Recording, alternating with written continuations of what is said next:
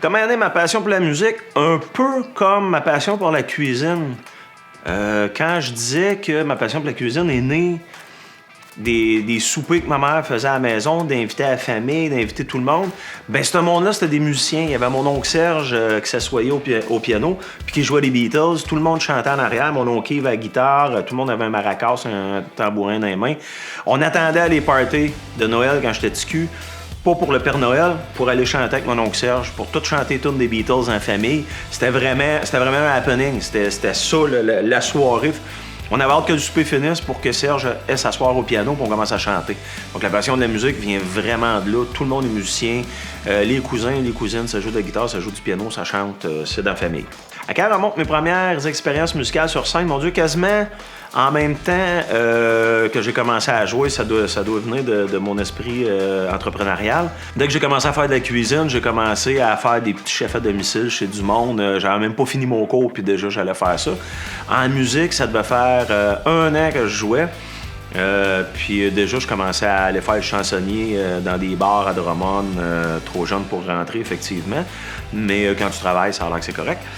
Fait que non, ça a vraiment commencé tôt. Ça a tout de suite été comme un chemin logique qui allait avec ça.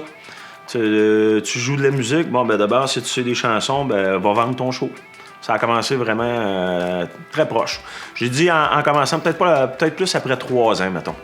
Mais vraiment rapidement, ouais. Mon premier band, mon Dieu, j'ai eu un band qui s'appelait Head Fake. On jouait du punk rock. Où là, j'étais pas chanteur, j'étais guitariste. On n'avait pas de chanteur d'ailleurs. On avait réussi à décrocher la première partie de NOFX sans avoir de chanteur. Puis finalement, on l'a cancellé parce qu'on n'a pas de chanteur. On n'a pas réussi à trouver un chanteur à temps pour aller la faire. Après ça, j'ai eu un groupe qui s'appelait Happy Pie. Parce que moi, mon nom de famille, c'est L'Heureux. Du bord de mon père, c'est Le Tarte. Qu'est-ce que j'ai eu comme band? Ben, on a eu Grossier Personnage avec Steve Veilleux, qui est les débuts de Caïn. Avant Caïn, moi et Steve Veilleux, chanteur de Caïn, on était coloc. On s'était parti un groupe qui s'appelait Grossier Personnage. Ah, je jouais avec Bluff, je jouais avec Panache. Il y en a beaucoup, mais c'était toujours un peu le même monde. On était toujours 2-3 gars de l'ancien band d'avant qui se ramassaient avec un gars de l'autre band, puis au final, ben, ça s'épuirait, on vieillissait tranquillement pas vite, puis c'était les plus passionnés qui restaient. Pourquoi avoir abandonné la musique un certain temps? On peut pas tout réussir en même temps. J'avais d'autres rêves. Je voulais réussir la cuisine, je voulais réussir mon entreprise.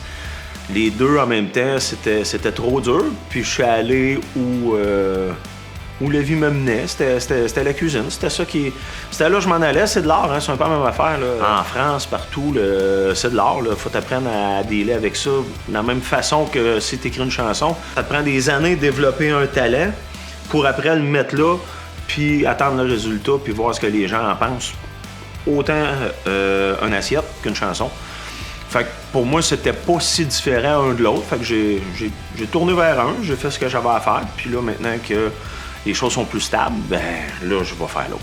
Non, j'ai jamais arrêté de jouer complètement de la musique. J'ai toujours eu un piano, une guitare, d'un party. Je dirais que j'avais repris ce que tu fais moins quand tu joues souvent sur scène.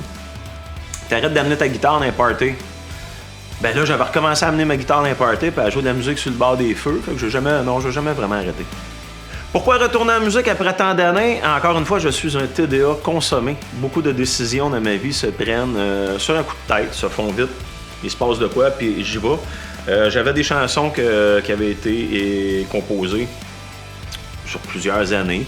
Des chansons que mes chums avaient entendues, puis qui me disaient « Ah, tu devrais en disquer ça, maintenant, tu devrais faire de quoi? Les chansons sont bonnes. » Puis, à un moment donné, la blonde Éric Maheu, Marjorie, travaillait pour nous, puis elle me dit un matin « Ah, mon chum, il est en train de se faire un studio. » Fait que je dis « Ah ouais, ben tiens, je l'appelle, je dis « Hey, on va être ton premier, on fait mon album. » Puis Éric, il a dit « Alright, go, on se lance. » Fait que tout, c'est reparti, on a fait l'album, on a sorti ça, les chansons sont rentrées sur les radios.